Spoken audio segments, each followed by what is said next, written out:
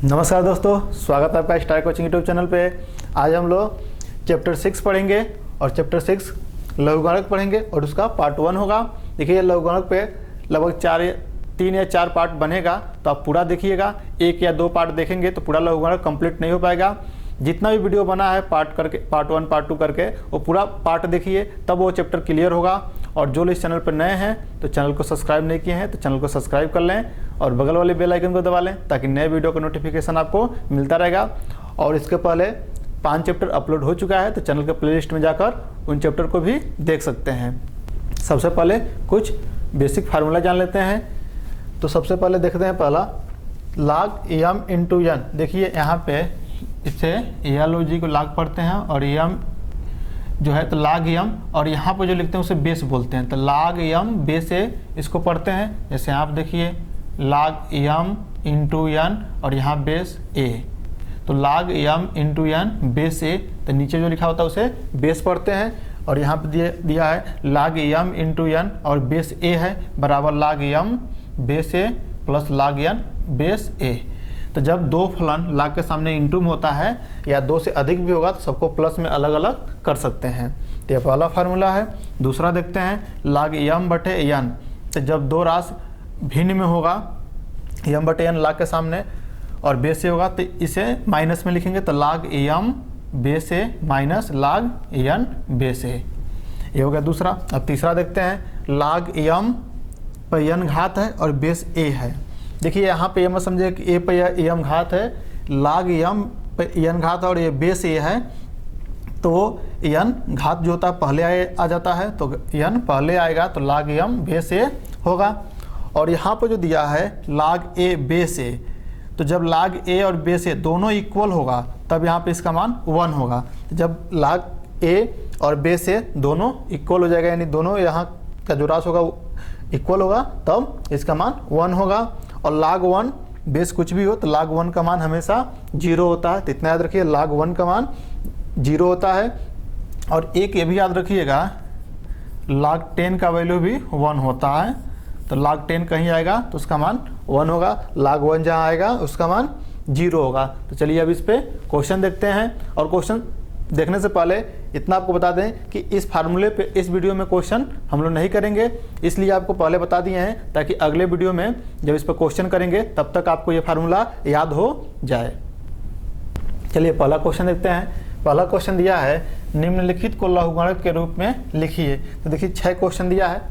इस question number 1 के अंतर्गत 6 है और इसको लघुगणक रूप में लिखना है। लघुगणक रूप में इसे बोलते हैं घातांकी रूप। यह है घातांकी रूप और इस घातांकी रूप को लघुगणक रूप में लिखना होगा। क्या देखिए कैसे लिखते हैं। तो यहाँ पर पहले लिख दें, ये तो घातांकी रूप में है तो यहाँ लिखेंगे लघुगणक रूप। क्वेश्चन सॉल्व कर रहे हैं लघुगणक रूप। तो लघुगणक रूप कैसे लिखते हैं, देखिए यहाँ पे log लिखेंगे log, और यह जो है यहाँ पे बेस है, आधार है, 5 आधार है, तो आधार चेंज नहीं होगा, आधार यहाँ पे वो आधार ही बनेगा और 125 यहाँ पे आ जाएगा, 125 यहाँ पर आ जाएगा और जो घात होगा बराबर के उधर चला जाएगा। तो ये हो गया लघुगणक रूप। फिर एक बार समझिए, ये जो बेस है हमेशा बेस जो होता है बेस ही रहेगा। इसे हिंदी में आधार बोलते हैं, इंग्लिश में बेस बोलते हैं, दोनों बात एक ही है। और 125 log के सामने आ जाएगा तो log 125 बेस 5 और 3 बराबर के उधर चला जाएगा। तो ये हो गया लघुगणक रूप। चलिए दूसरे क्वेश्चन को देखते हैं। यहाँ पे क्या करेंगे, फिर वही लाइन लिख दीजिए लघुगणक रूप, तो हम केवल इसको बदल दे रहे हैं। तो यहाँ पे लिखेंगे log, और बेस तो बेस ही रहेगा और 1/16 यहाँ पे आ जाएगा और बराबर को उधर घात चला जाएगा तो -2। देखिए बदल गया, यहाँ बराबर नहीं रहेगा, बस बराबर यहाँ पर रहेगा। यहाँ पे लिख सकते हैं लाइन लघुगणक रूप, यहाँ पे लिख लीजिएगा लघुगणक रूप और यह हो जाएगा उसका लघुगणक रूप। फिर यहाँ देखिए तीसरा क्वेश्चन।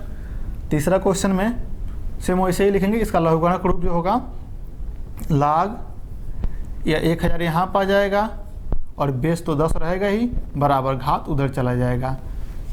फिर इसमें देखिए यहाँ पे जब बदलेंगे तो log ये 0.1 यहाँ आ जाएगा log के सामने, और यह 10 जो होगा आधार यहाँ पर रहेगा और बराबर के उधर यह -1 चला जाएगा, यानी घात बराबर के उधर जाएगा और यहाँ वाला राशि जो होगा वह log के सामने आ जाएगा और बेस हमेशा वैसे ही रहेगा। इस क्वेश्चन को देखिए, एक कन्फ्यूज करने के लिए क्वेश्चन दिया है, तो इसको हम चेंज कर सकते हैं चाहे तो, या जब ये ऊपर जाएगा, क्योंकि हम लोग घातांक चैप्टर में पढ़े हैं 1/a माइनस n जब होता है तो ऊपर जाएगा तो 3 पे +5 हो जाएगा तो बराबर 243। अब इसको बदल सकते हैं, तो इसका लघुगणक रूप लिखेंगे तो यह हो जाएगा log 243 यहाँ पाएगा, और बेस तो वैसे ही रहेगा 3 और 5 यहाँ पे चला जाएगा, तो यह हो गया लघुगणक रूप। अब क्वेश्चन नंबर 6 देखते हैं। यहाँ पे लिखेंगे log, ये देखिए 10 पे -6 यहाँ पर आ जाएगा, तो 10 पे -6 होगा, और यह बेस तो ऐसे ही रहेगा, बेस हो जाएगा आपका 0.01 बराबर 3 उधर चला जाएगा, तो यह हो गया लघुगणक रूप। तो उम्मीद है कि आप घातांकी रूप से लघुगणक रूप में बदल लेंगे। अब चलिए दूसरा क्वेश्चन देखते हैं। दूसरा क्वेश्चन हम लोग देखते हैं। दूसरा क्वेश्चन दिया है, निम्नलिखित को घातांक के रूप में लिखिए। अभी इसके पहले हम लोग जो पढ़े सेम उसी का उल्टा करना है इसमें। इसका घातांक रूप देखिए, इसमें भी 6 क्वेश्चन लिया गया है, तो इसका जो लिखेंगे घातांक रूप, तो यहाँ पर लिख दें घातांक रूप। कभी भी जब क्वेश्चन सॉल्व कीजिएगा तो पहले इसको नोट कर लीजिएगा, फिर उसके नीचे लिखिएगा घातांक रूप, और तब इसको घातांक में बदलिएगा। तो घातांक रूप में क्या होता है कि यहाँ पे जो आधार है आधार ही रहेगा, और यह यहाँ पे आ जाएगा -4 और बराबर ये जो होगा 1/81 यहाँ पर आ जाएगा। और इसी को जब लघुगणक रूप में लिखेंगे तो आधार तो ऐसे ही रहेगा, ये log 181 हो जाएगा और -4 उधर चला जाएगा। तो दो इसमें बस दोनों में उल्टा समझना है। अगर ये को आप समझ लिए तो दूसरे को उसको उल्टा कर देना है। इसमें भी ये लाइन लिखिए यहाँ पे घातांक रूप, घातांक रूप, और यहाँ पे क्या हो जाएगा 10, आधार वैसे ही रहेगा, आधार चेंज नहीं होता है, तो यह अब इस पर घात बन जाएगा और यह बराबर को उधर जाएगा, तो 0.0001 हो जाएगा। वैसे ही तीसरा क्वेश्चन यहाँ पे है, इसका भी घातांक रूप यहाँ लिख लीजिएगा शब्दों में, तो हम डायरेक्ट बदल दे रहे हैं यहाँ पे, तो √3 ये आधार वैसे ही रहेगा, और इस पर आकर 3 घात बनेगा, और ये कौणी में 27 उधर चला जाएगा, तो √27 होगा। क्वेश्चन नंबर 4 देखते हैं। वैसे यहाँ पे देखिए कौणी में सवाल बना है आपको कन्फ्यूज करने के लिए, तो आप इसे डरिएगा मत, आराम से इसको कीजिएगा, जो रूल आप जानते हैं। तो आधार रहेगा वैसे √2 रहेगा वैसे ही, और यहाँ पे 3 आगे घात बनेगा, और ये बराबर को उधर जाएगा तो √8 हो जाएगा। अब यहाँ पे क्वेश्चन 5 वैसे देखते हैं, इसका भी घातांक रूप, तो 2 पे यह 2 हो जाएगा और बराबर यह 25 हो जाएगा, क्योंकि ये आधार वैसे रहेगा, यह आगे इस पर घात बनेगा। देखिए यहाँ पे क्वेश्चन थोड़ा गलत नोट हो गया है, तो यहाँ पे 5 होगा, यहाँ पे 5 होगा, तो यहाँ पे इसे आधार 5 रहेगा, तब यह 5 आधार रहेगा और 2 इस पे आके घात बनेगा और 25 उधर चला जाएगा। अब क्वेश्चन नंबर 6 देखते हैं, तो यहाँ 3 वैसे ही रहेगा और 3 पे यह आगे घात बनेगा -3 बराबर 1/27। यह होगा आंसर। तो उम्मीद है कि आपको क्वेश्चन अच्छे से समझ में आया होगा। चलिए अब तीसरा क्वेश्चन देखते हैं। तीसरा क्वेश्चन दिया है लघुगणक ज्ञात कीजिए। इस पर 2 क्वेश्चन है। पहला क्वेश्चन है 81 का 9 आधार पर, और दूसरा 125 का 5 आधार पर। ऐसे क्वेश्चन एग्जाम में बनते हैं। तो देखिए पहले इसको सॉल्व करेंगे कैसे। तो साल में या हल में पहले इसको लिख लें, माना 81 का 9 आधार पर लघुगणक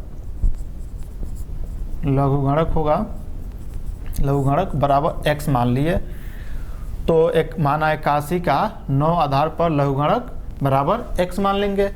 अब देखिए 81 का, तो यहाँ पर लिखेंगे log 81, यानी 81 का 9 आधार पे, तो यहाँ पर आधार 9 बनाएंगे और बराबर x मान लिए।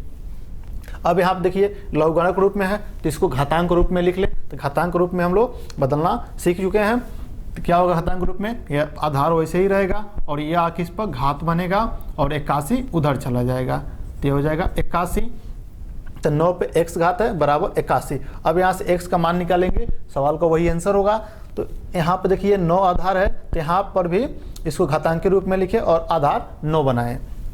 तो यहाँ पे लिख सकते हैं 9 पे x बराबर 81 को लिख सकते हैं 9 पे 2। तो 9 पे 2 करेंगे तो 9 × 9 करेंगे तो 9 81 हो जाएगा। तो अब देखिए यहाँ पे आधार बराबर है, तो घातों की तुलना करने पर यहाँ लिख सकते हैं घातों की तुलना करने पर, घातों की तुलना करने पर तो x बराबर 2 होगा। यही सवाल का आंसर होगा। तो यहाँ पर लिख सकते हैं अतः, नीचे लिख लीजिएगा अतः 81 का 9 आधार पर लघुगणक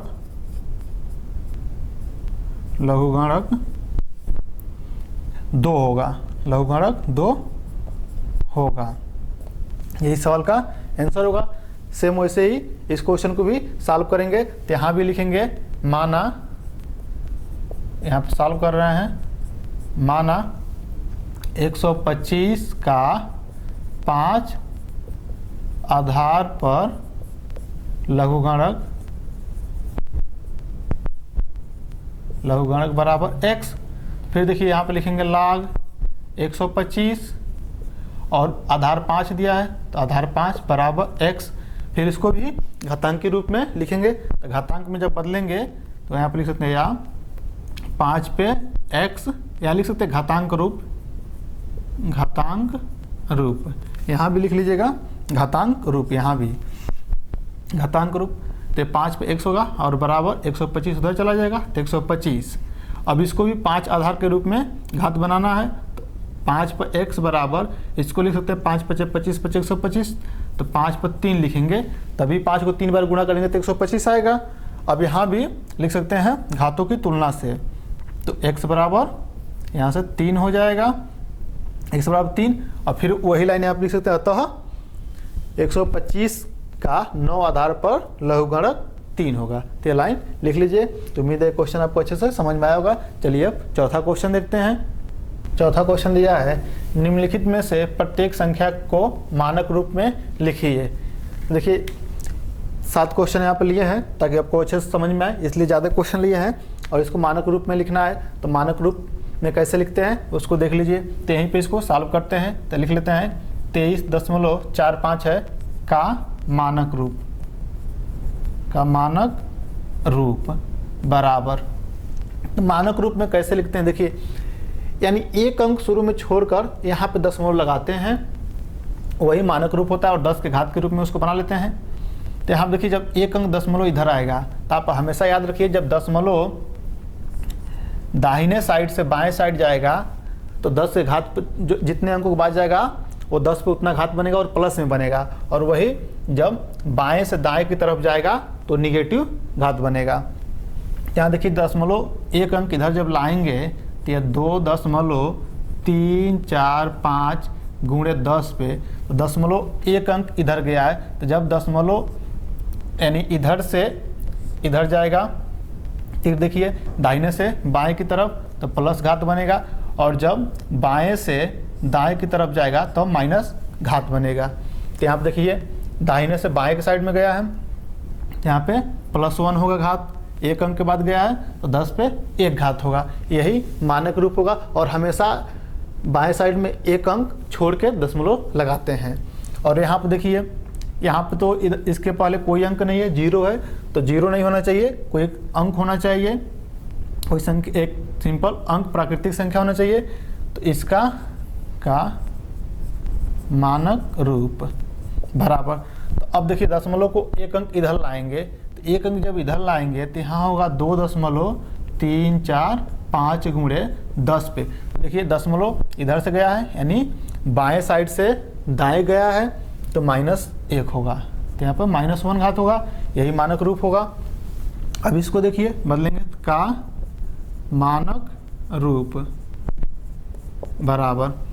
अब देखिए यहाँ पे 2 अंक उधर जाएगा, क्योंकि यहाँ पे तो 0 है, तो 2 अंक उधर जब लेके जाएंगे तो यह हो जाएगा 0.345 गुणे 10 पे, 2 अंकों के बाद गया है तो यहाँ पे -2 होगा, जितने अंकों के बाद जाएगा 10 पे उतना घात होगा।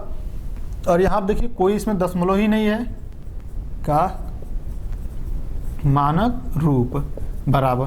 तो जब कोई दशमलव नहीं है तो हम दशमलव यहाँ अपने मन से मानेंगे। तो अब देखिए 1 2 3 4 5 अंकों के बाद इधर लाएंगे तो होगा 3 दशमलव यहाँ देखिए 1 2 3 0 0 गुणे 10 पे कितने अंकों के बाद गया, 3 और 2 5 अंकों के बाद दशमलव आया है, तो यहाँ 10 पे 5 होगा, प्लस का होगा क्योंकि दशमलव दाहिने साइड से आ रहा है। और यहाँ देखिए 5वां क्वेश्चन। अब यहाँ देखिए दशमलव जब इधर ले जाएंगे, एक अंक इधर छोड़ेंगे जब, तो 3 अंकों के बाद जाएगा, तो यहाँ आप लिख सकते हैं का मानक रूप बराबर, तो हो जाएगा 3 अंक दशमलव इधर जाएगा, तो 4.135 गुणे 10 पे 3 अंकों बाद दशमलव गया है तो -3 होगा, क्योंकि यह बाएं साइड से गया है दशमलव। वैसे क्वेश्चन नंबर 6 देखिए, तो आप लिख सकते हैं का मानक रूप बराबर 2 अंक दशमलव इधर आएगा, तो हो जाएगा 5.712 गुणे 10 पे 2 अंकों बाद दशमलव यहाँ पाया है तो 3 प्लस का 3 होगा।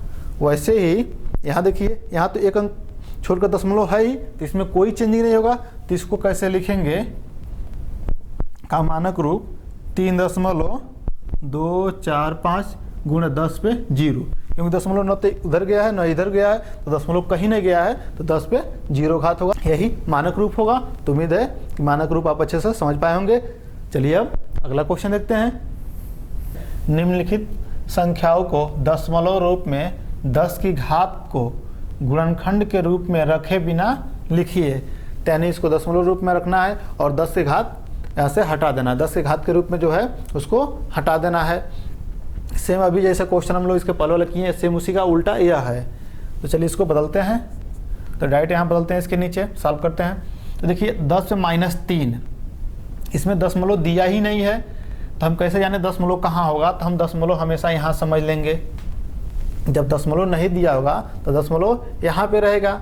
तो अब बताइए कि -3 जब आया होगा, दशमलव कहीं इधर हुआ होगा, कहीं दशमलव इधर होगा, तो यहाँ से कहीं इधर गया होगा तभी माइनस आया होगा।